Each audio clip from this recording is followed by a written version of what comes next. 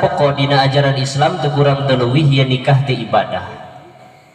Lamun setujuan nikah lain ibadah rek naon kacape-cape.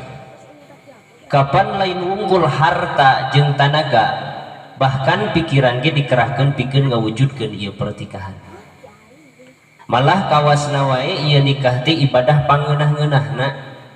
Bisi bohong sok lalajoan ku sararea anyaran kawin mapan sabulan 2 bulan kumitoha teh dianggap ratu siaki 3 bulan pindah darajat jadi minantu 4 bulan can usaha wayahna disatru tamane. Ibadah pangeunah-ngeunahna malah timimiti kueh nupang cikalna nepi ka kueh nupang bungsuna kabeh disayeutkeun ka kamar jang saha jang minantu nu keur dipiratu. Bari dijamin ku Allah kahalalanana anak dengan tianu kiwari janten garwa make bahasa diplomat dina surah Al-Baqarah.